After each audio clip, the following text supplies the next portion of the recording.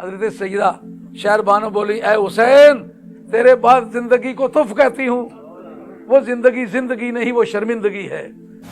حضرت سیدہ وفور خیرت سے جھنجلا کے بولی اے حسین تم اپنے آپ کو فاطمہ کا بیٹا سمجھتے ہو، مجھے کس کی بیٹی سمجھتے ہو؟ تم اپنے آپ کو علی کا بیٹا سمجھتے ہو، مجھے کس کی بیٹی سمجھتے ہو؟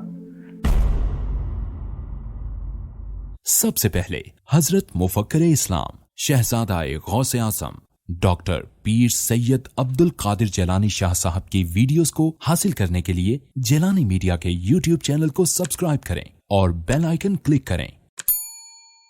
ویڈیوز اچھی لگے تو تھمز اپ دیں۔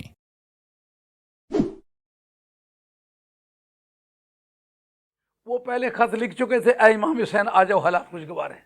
اب امام حسین راستے میں ہے، راستے میں آپ کو ملتے ہیں پیغام رسان جو یہ کہتے ہیں کہ واپس لوٹ جائیں، حالات وہاں کی تلواریں دشمن کے ساتھ ہیں، دل آپ کے ساتھ ہیں، آپ آیا ہوں اب واپس نہیں جاؤں گا۔ جس وقت میدان کربلا میں یہ پہنچے، حضرت امام حسین رضی اللہ تعالیٰ عنہ صبح ہونے والی ہے، حضرت امام حسین نے جناب سیدہ زینب کو کہا کہ اے زینب بہتر یہ ہوگا تم مجھے یہاں چھوڑ جاؤ، یہ سامنے والے پہاڑ سے پری چلی جاؤ، تمہارا پیچھا کوئی نہیں کرے گا، اصل ان کا نشانہ میں ہوں، میں جب مل جاؤں گا تو تمہارا پیچھا کوئی نہیں کرے۔ حضرت سیدہ وفور خیرت سے جھنجلا کے بولی اے حسین تم اپنے آپ کو فاطمہ کا بیٹا سمجھتے ہو، مجھے کس کی بیٹی سمجھتے ہو؟ تم اپنے آپ کو علی کا بیٹا سمجھتے ہو، مجھے کس کی بیٹی سمجھتے ہو؟ تو حسین تیرے جیسا حسین کوئی نہیں ہوگا اور میرے جیسی زینب کوئی نہیں ہوگی۔ دنیا دیکھے گی کہ تیرے مقابلے میں دشمن کس طرح آتے ہیں اور میں ان کا مقابلہ کس طرح کرتی ہوں، تو کس طرح مقابلہ کرتا ہے، میں کس طرح مقابلہ کرتی ہوں۔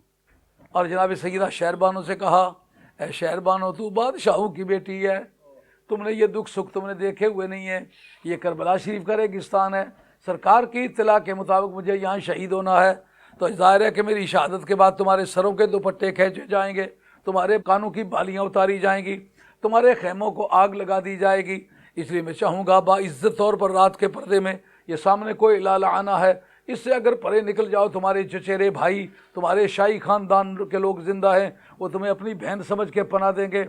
حضرت سیدہ شہر بانو بولی اے حسین تیرے بعد زندگی کو تف کہتی ہوں، وہ زندگی زندگی نہیں وہ شرمندگی ہے۔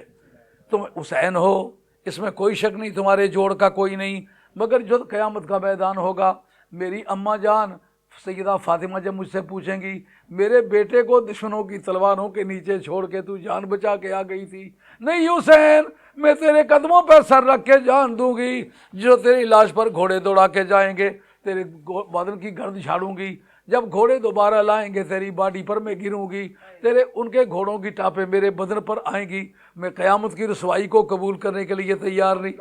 حضرت امام حسین کہتے تو بادشاہوں کی بیٹی ہے، اس مصیبت میں اپنے آپ کو نہ ڈال۔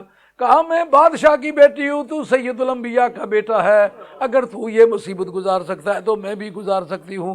اس سے ملت اسلامیہ کی بیٹیاں ایک سبق سیکھو کہ وفا بھی ایک ایسی چیز ہے جس سے زندگی کی قیمت بن جاتی ہے، اگر وہ چلی جاتی جان بچ جاتی چند دن آرام سے گزار لیتی، انجام تو پھر بھی موت تھا۔ آج موت کی قیمت بنی کہ نہ بنی، زندگی کی قیمت بنی کہ نہ بنی، بادشاہوں کی بیٹی ہو کر اپنے خامد کو چھوڑ کے نہیں گئی۔